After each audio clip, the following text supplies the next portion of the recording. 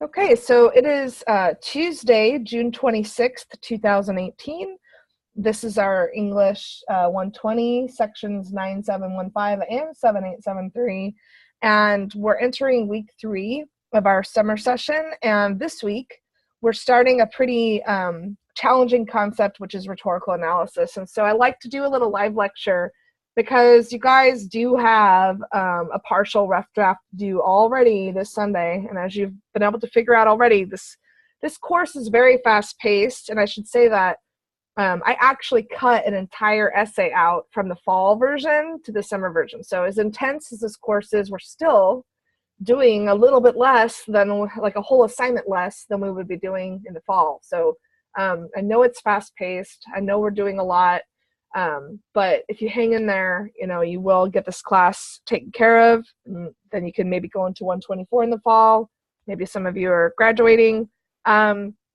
So you are going to have a little rough draft due this Sunday based on one of the articles that you guys were just annotating and summarizing, okay?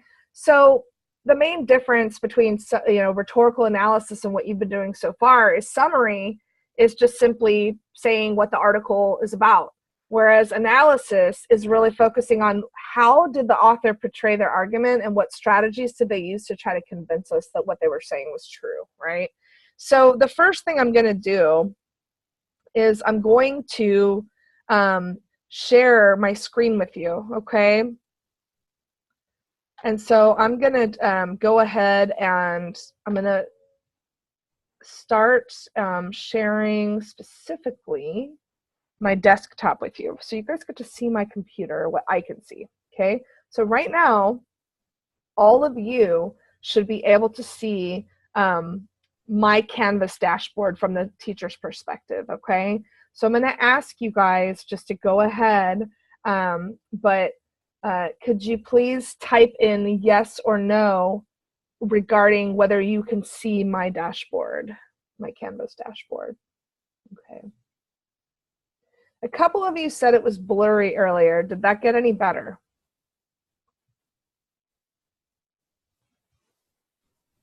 Okay. So it's still a little blurry. Okay, so some of you are saying it's better. That's good. Okay.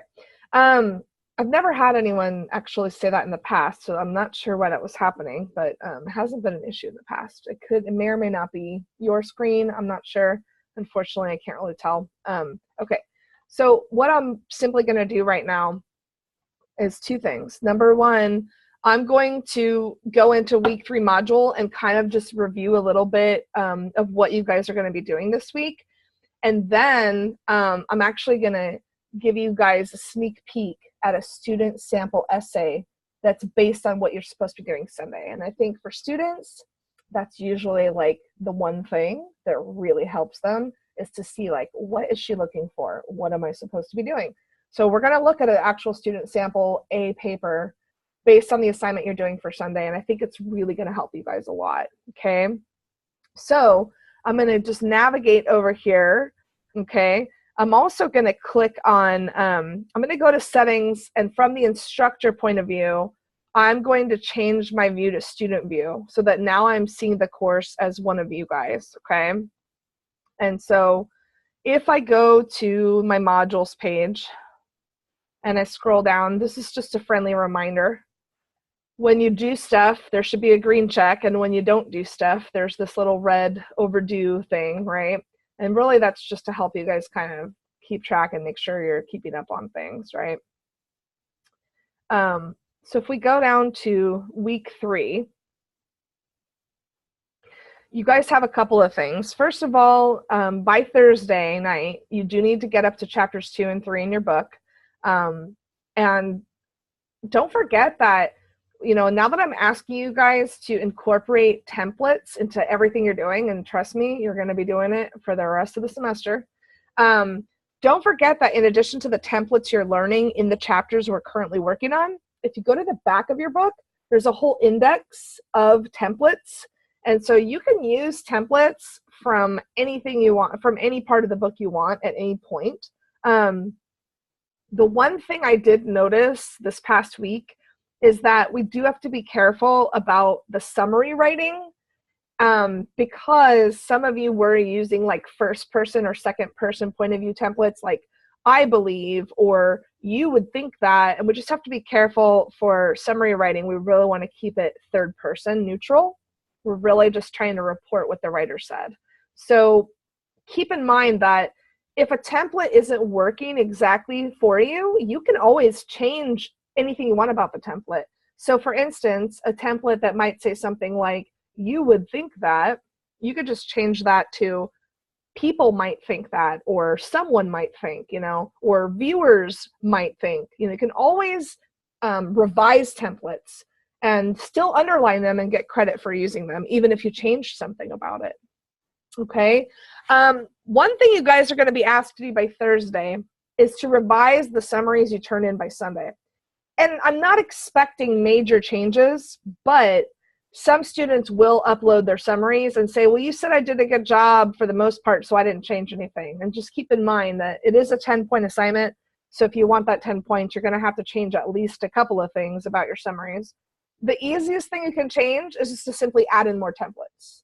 And they don't have to be complicated templates. It could be more transition words like furthermore, next, then, in conclusion, his final point is, you know, just adding in a few more templates is huge. But also I am leaving you guys feedback. And unfortunately, I'm not finished because I have 2 classes. So there are 70 of you that I have to get through, which is, you know, it's challenging. The 8-week course is also challenging for me, because I have to really get the feedback to you guys very quickly so that you can move on to the next assignment, which is also why I don't release modules ahead of time too much, or then my grading is just so overwhelming that I can't get anything done. And students try to move ahead without feedback, right? So I'm going to be working on the rest of that feedback after this live lecture. So by today, in the next couple hours, all of you should have feedback if you turn in those summaries on Sunday. And some of the things I noticed was just, you know, making sure that you don't put in first person or second person, making sure that the first sentence of the summary introduced the author's name in the article title, you know, avoiding quotations, making sure you use templates, things like that. So the directions are on there, and basically you're just going to highlight any changes you make, and you're going to submit those. And for most of you, you probably really, that assignment 3.2, it shouldn't take you that much time. A lot of you did a pretty good job. And so you're going to just be making some minor changes, and then you're going to be re-uploading that document. Okay, here's where it gets tricky. You're going to be reading through this Introduction to Rhetoric PowerPoint, as well as the Rhetorical Analysis packet, and then you're going to be taking a quiz. And these concepts right here are basically what are going to drive Essay 2. So it's really important that you guys review those concepts carefully. But at the heart of those concepts, I really just want to kind of focus on the main, like, 5 or so things that, that students tend to focus on for this essay. So the first 3 concepts that are pretty straightforward, and the ones that students tend to rely on the most for this assignment, are the rhetorical appeals, logos, pathos, and ethos. So for anyone who's reviewed those so far, or perhaps simply you've been exposed to those terms before, who can tell me, and just type it into the text box, when I'm trying to appeal to someone's logic, what am I trying? I mean, sorry, I just gave the answer away. Okay. Which one is an appeal to logic? So you tell me, of the 3 appeals, which one is the appeal to logic? And that one's the easiest one to recognize, right? Good, logos. Okay. So that's going to be things like facts and statistics. You can't argue with facts, right? How many people are standing in this room? 3. You know, how do I know that? Because I can see them, right? So we've been reading these articles on television viewing habits. And so, like, some examples of logos would be if one of our authors said, ABC came out in 1950s, you know, it's like, that's a fact, right? We can find out whether that happened or not. So anytime you see like years or dates, statistics, like how many people subscribe to Netflix, right? Those are things that you can fact check, and that's going to be an example of logos. Okay, the other 2 are pathos and ethos. When an author is appealing to pathos, what are they trying to appeal to? Can you type into the text box, what is an appeal to pathos? Emotion. Good. Thank you so much. Now, emotion, it could be positive or negative, right? If we were reading articles on a very serious subject matter, then the appeals to emotion might be like anger or fear, right? And so if we think about like an upsetting topic, we're going to see more negative emotions. But this topic of television viewing habits, it's not like a serious or controversial subject that we're reading about, right? It's a little bit more for entertainment. So we're tending to see more positive emotions. So can you guys, just off the top of your head, can you think about any emotional appeals that were used in any of the three articles? Just throw in an adjective or an emotion into the text box. So humor, very good. We can see that some of our authors may have used humor, right? Greenfield uses a lot of humor. Good. And Greenfield, by the way, in case there's any confusion, Greenfield is the one we're going to be writing about for Essay 2. That's the article. I know there was some conflicting information, and luckily I fixed that. So Greenfield uses humor. Also, I would argue nostalgia, right? And nostalgia is like a feeling that they're trying to evoke. Is like, remember when this, and some of us are younger than others. So some of us, are used to like this whole binging thing. But that's not the case for people who are older, right? There was a time when you couldn't binge things. You had to wait. You had to wait, a year or weeks to watch something. You couldn't just watch it in one sitting, right? So I think humor is good. I think nostalgia is good. Maybe like an informal tone, right? Okay. The last one is ethos. Does anybody know what ethos is an appeal to? Anybody familiar with that? So we're going to get some different answers here. Okay. So character, ethics, right? Credibility. So typically a writer is trying to establish that they know what they're talking about. Do you guys remember any of the authors talking about their history with television? So, I mean, keep in mind, we're reading all these articles from New York Times. So at the very least, these people write for the New York Times. That says something right there. They probably have a college degree. It could be in journalism, right? But one of our authors in particular had kind of a lot of experience with television, remember? And he said, I've been writing about television since this time. That was his way of saying, I know what I'm talking about. I have the authority to talk about this subject matter, right? So another way that an author might appeal to ethics or credibility is by citing credible sources within their article, right? So anytime one of the authors might have said, hey, well, according to this person who happens to be this, then the readers go, oh, okay, yeah, I could see why I should believe something that person said, right? So the two main ways we appeal to authority is either talking about our own sense of credibility or bringing other credible sources into the mix, okay? Also using a professional tone, academic language, those are also things that build our credibility, right? So logos, pathos, ethos tend to be the three most common ways that students end up organizing Essay 2, because you're going to basically go through the article and say, well, what are the different strategies the author uses? And those three are pretty accessible to students. There are two other ones that I highly encourage you to think about that will also give you more to write about. One of them is counter-argument. You guys, when you turn in your very first essay on Sunday, you were asked to talk about your views on technology and specifically how has technology impacted humanity. And you guys were also asked to bring in your own personal experiences. But one thing I told you that you had to do was to bring up at least one point from the other side. So many of you wisely chose a thesis that set you up for that. Something like, even though technology can really affect our privacy negatively, it has vastly improved our transportation, medical field, and communication, right?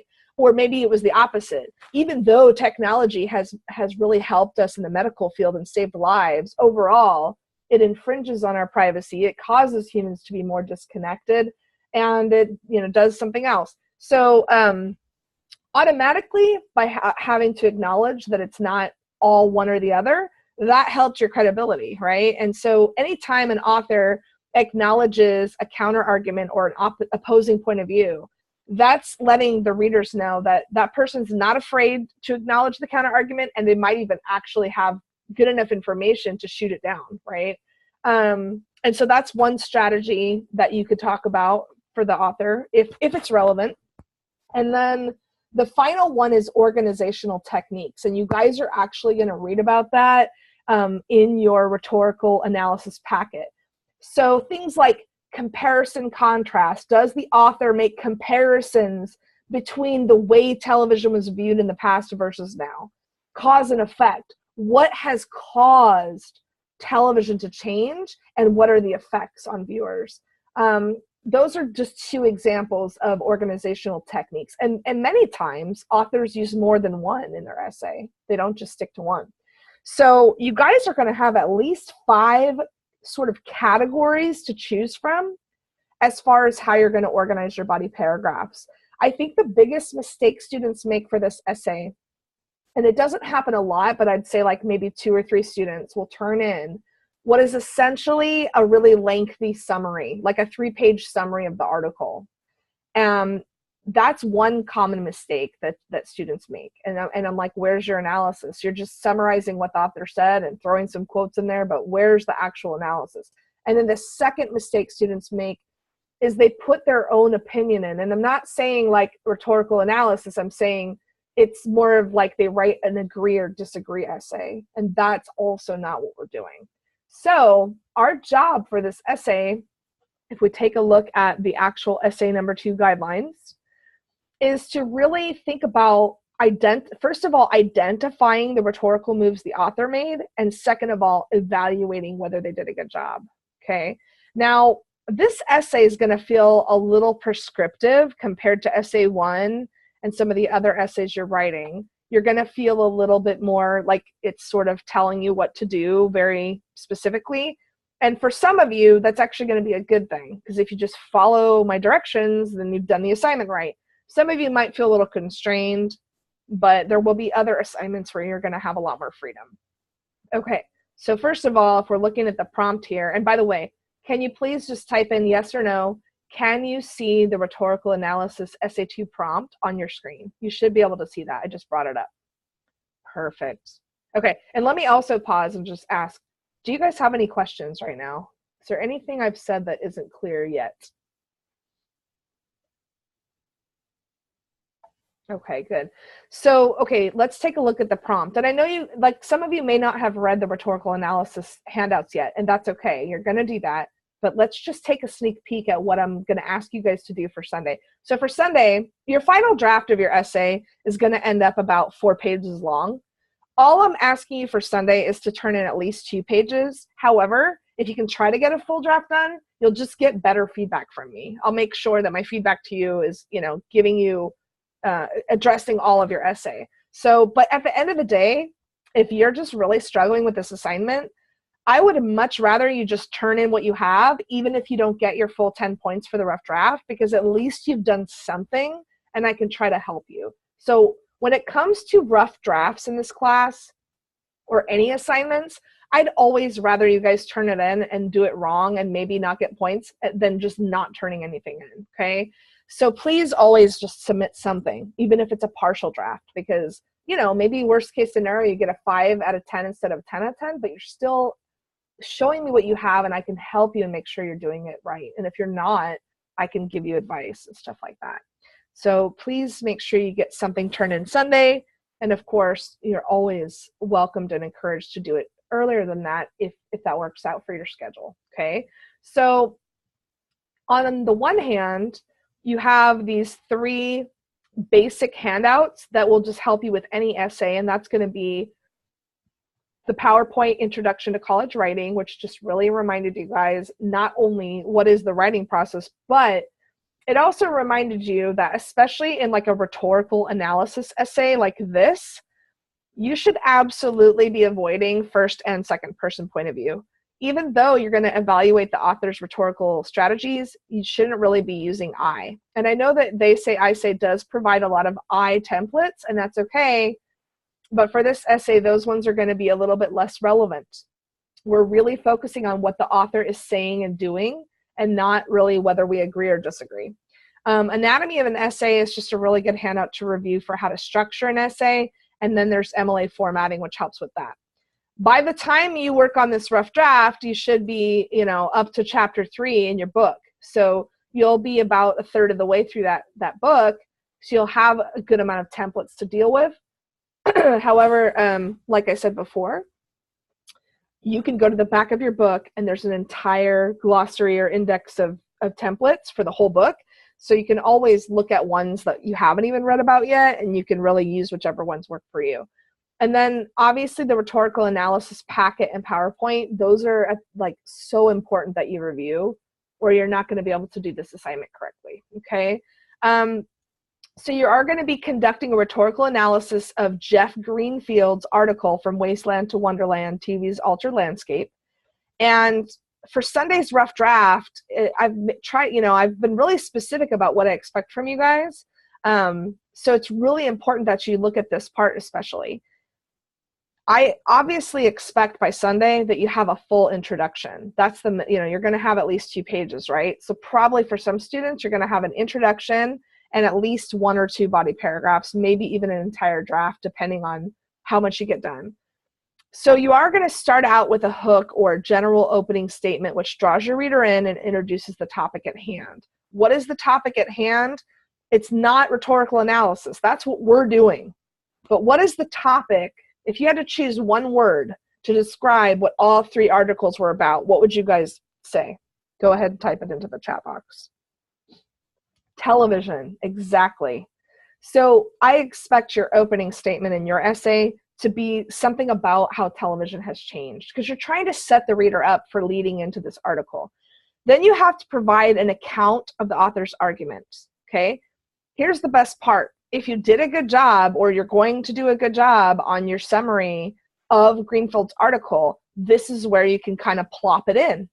So just, if you want, you could literally just plop in your summary of Greenfield's article right into that part right there. And now you're really going to build your introduction this way. So I tried to give you guys something that will relate to what you're doing, okay? Here are the things that you probably haven't done yet that you're going to need to do for the rough and the final draft, okay? And this is in the rhetorical analysis packet. You have to identify Greenfield's purpose, tone, and audience. So what that means is, what was the point of his article? Was he trying to persuade, entertain, or inform? What was the tone? And there's a whole list of adjectives that describe tone in that rhetorical analysis packet. That's going to help you guys there. And finally, who is his target audience? Because we do not want to just say the general public. That's not true, okay? So we're going to want to try to narrow down that audience. Who was Greenfield writing for, okay? The final part of your introduction is going to be a thesis statement which outlines the tasks you will accomplish in your essay. Here's a big thing students do that I don't want you to do. They'll just end their introduction with Greenfield's thesis. You want your own thesis, which will be something like, you could do 2 things. You can do in this essay I will, but I think what I'd rather see is more of an argumentative thesis, like, through the use of logos, pathos, and ethos, Greenfield is able to accomplish his goal of informing his audience of this, right? So you're going to kind of indicate through a claim of your own which categories you're going to discuss in your essay. It'll be clear because you'll list them, right? Through these strategies, Greenfield is successful in making his argument, or something like that. So that's what that'll look like. And I'm going to show you guys a student sample in a couple minutes, which I think will really help you. Then you're going to have between 3 and 5 body paragraphs, okay? And so like I said before, here's your 5 options: logos, pathos, ethos, counter-argument, or organizational strategies. You can do all of them, or you can do some of them. But so the minimum would be 3, the maximum would be 5. And all 5 of these things are covered in the rhetorical analysis packet as well. So you'll learn about what they are and how to identify them, okay? For each body paragraph, here's where it gets tricky, and here's where students sometimes they put too much summary. You must start out by making a claim, like Greenfield appeals to logic throughout his essay. Okay. Then you're going to obviously have to pull some quotes from the article, but you have to take each one and explain why is or how is this an appeal to logos? And did he do a good job of it? Yes or no, right? So how and why does the author use them? And so you should definitely be pulling quotes, direct quotes from the article. I would much rather see a quote than a paraphrase, okay? And then for your quotes, you can use paragraph or page number from the television article packet I gave you. It's your choice. And then eventually, when you get this far, your conclusion is where you kind of do an overall evaluation of whether you thought Greenfield was effective or not. So again, it's not whether you agree or disagree with what he said, it's do you think he built his argument effectively? And all of those concepts are going to be in that handout that will help you talk about this stuff. So here's a friendly reminder down here. You're using third person point of view, so we really shouldn't see the pronouns I or you in your essay. So again, if you find a template that you really like and it uses one of these pronouns, simply replace it with a different pronoun like people, television viewers, millennials, like whatever you want to do, okay? Your final draft will be 1,000 to 1,500 words, which is about 3 to 5 pages. But remember, for Sunday, the minimum to get your full homework points is 2 pages. And I do want you guys to use about 10 to 15 templates throughout your whole essay. And try not to just stack them. Like, you don't want to have like none in your intro and like 7 in one paragraph. Try to sprinkle them throughout. And you will underline those. So I do expect this Sunday's draft to have some underlined templates. It's okay if you don't have all 10 yet. And if you want to do more than 15, you can, but you know, that's the range, I think. So that's what we're working toward for Sunday, okay? I am going to show you guys a student sample in just a minute, but I want to see if you guys have any questions before I move on. Any questions about anything I've just said? And if you don't have a question, I'd love for you to type no, because then at least I know that you can hear me. Okay, is it okay if I put pathos, logos, and ethos into one paragraph? No, we really don't want to do that, because those are very, you know, lengthy concepts when explained correctly. So to combine those, that's a great question, but to combine them into one paragraph, I don't think would be effective, because chances are you're not going to find that much to talk about with counterargument. And so that one's usually like the one that provides the least substance for you to write about. And you just don't want paragraphs where one body paragraph is super long and another one's super short. We really want to try to aim for body paragraphs that are similar in length. So typically students, what they do is they mainly rely on logos, pathos, ethos. Some students, like very smartly, say, hey, I think counterargument is technically an appeal to logic, or they might even make the argument that including a counterargument is an appeal to ethics or credibility. So sometimes students will actually combine it that way. They'll put like counterargument in the logos paragraph, or they'll put counterargument in the ethos paragraph. But to do logos, pathos, ethos together, I think is a lot. So I would refrain from doing that. Okay. Okay. So here's what we're going to do next. I am going to, Carolina asked, can we cite other sources to support Greenfield's argument? Very good question. You are not to use any other sources for this essay. You're just working with the rhetorical concepts and the article. So no outside research. And again, we're not going to be focusing on what your opinions on TV watching are. We're just focusing on, did Greenfield build his argument effectively, you know? Okay. Let's see here. Here we go. So I am going to bring up a student sample right now.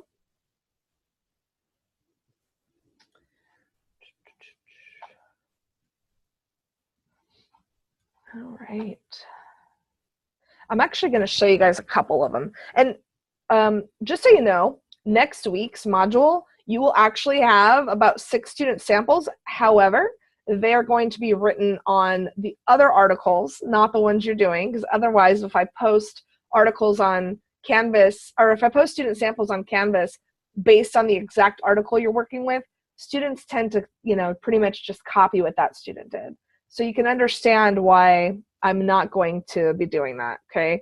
So I'm going to show you guys just really quickly a couple of student samples on different articles. And you're going to get to look at these in much more depth next week. They'll become available to you.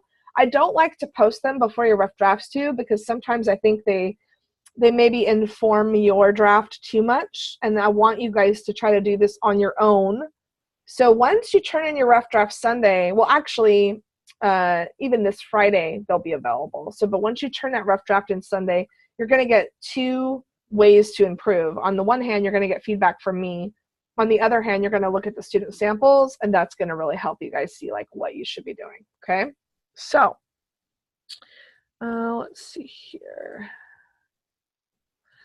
I'm going to share. Here we go. I'm going to share a student sample. Okay, so right now, you should be able to see a student sample essay showing up on your screen. Can you go ahead and type yes or no if you can see it?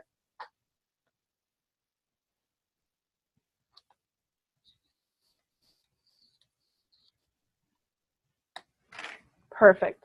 Okay, so once again, just to reiterate, this student sample is based on one of the articles you read, but this is not the article that you are analyzing for Sunday, okay? And I do that on purpose, just so that you're not too going to copy it or, feel like you're doing the same thing.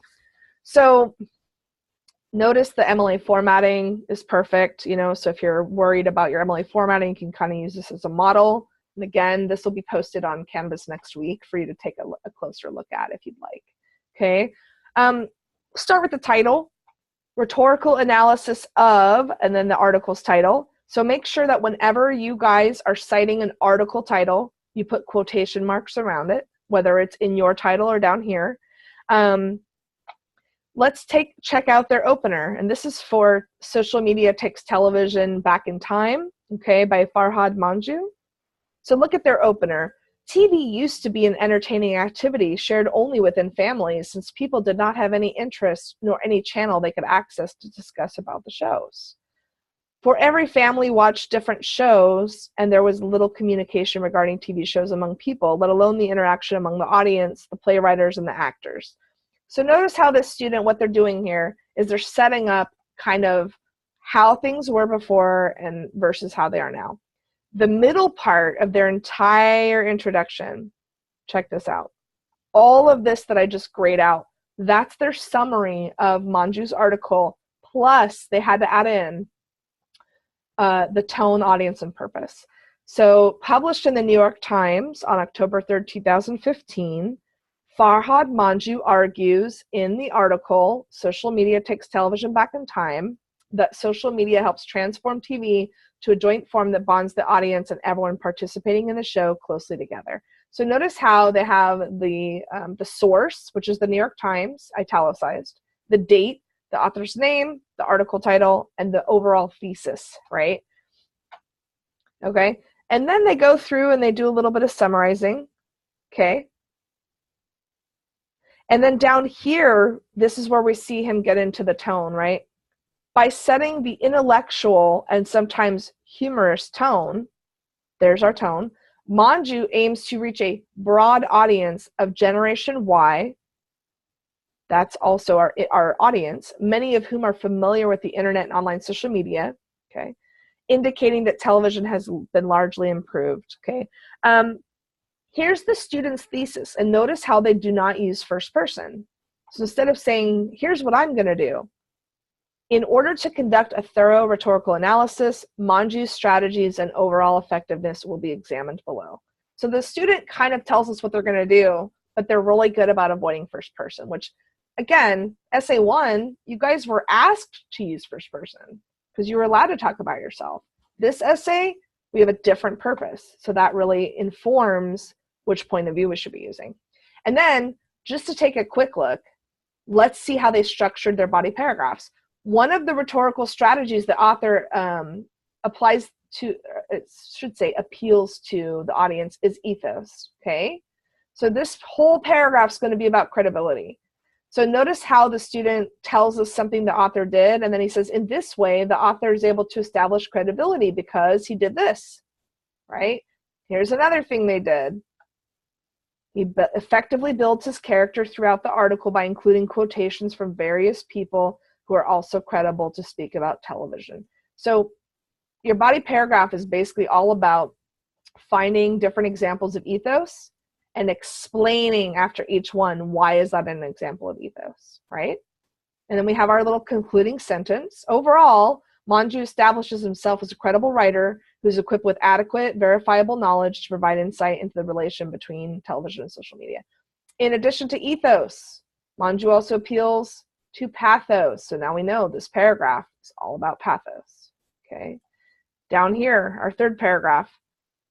Notice how this student decided instead of to do logos, they're going to do organization. Based on these two appeals, Manju also uses different structures or organizational patterns to present his information in an effective way. So same thing here. The student is now going to give us examples of the different organizational patterns, okay? And then they have their conclusion. And you can see this essay was about 4 pages. It just barely went on to the 5th page. So we can kind of get an overall sense of what this essay is going to look like when it's all done. I'm going to show you guys one more sample, okay? One more. And then we'll take questions and we're almost done here. So let's see here. Here's another one. All right. And this one's a little bit more close to what you guys are going to be doing because you see like the templates underlined. Okay, so you should be able to see this new one by Beverly Shepard, okay? And this one was from fall of last year, okay, so it's pretty recent. Rhetorical analysis of Jeff Greenfield's From Wasteland to Wonderland, and this is the one that you guys are working on, okay? I'm just going to show you really quickly one thing that the student did that you guys are going to have to do is she did underline all of her templates, right? And you guys are going to have to do that. And she did bold her thesis. She chose a first-person thesis, which is okay. It's not my favorite, but I didn't mark her down for it. In the following paragraphs, I will be discussing Greenfield's strategies of logos, ethos, and pathos to get a better understanding of his writing, right? So she chose to just stick to those 3, and that's okay. And so she's, of course, going to do 1 paragraph on each one. And that's really what you guys are working toward, okay? So like I said, your final product is going to be about 4 pages. I'm really asking you to get 2 for Sunday. So you can see here that probably that's going to be your introduction, and 1 to 2 body paragraphs is the bare minimum that you'd be doing. But the more you can do, the better, okay? So hopefully that helped a little bit just to kind of show you guys what you're going to be doing for Sunday. So now at this time, and I know you guys, some of you haven't read the documents yet, like the rhetorical analysis concepts, and that's okay. But what questions or concerns do you guys have for Sunday's draft? Because now is the perfect time for us to just take some Q&A. Okay, so one question is, should our title be original or similar to the samples you showed? I really think that's up to you. Here's my favorite kind of title. My favorite kind of title is the title :subtitle method, which typically starts with something catchy or fun, and then there's a colon, and then the second part is like the more perfunctory descriptive title. So something like, you know, TV's dazzling writer, you know, colon, an analysis of Greenfield's work or something, you know? Does that make sense? It's like you have something fun, but if you don't follow it with something descriptive, then it's kind of vague. And you do want your title to be clear enough that your reader knows what you're doing. But I love it when you guys are creative. Like, I really prefer to see something that I didn't already see 70 times, you know? So especially with your title and your opener, it's really great if you can be a little creative, but still stay on track, right? Okay.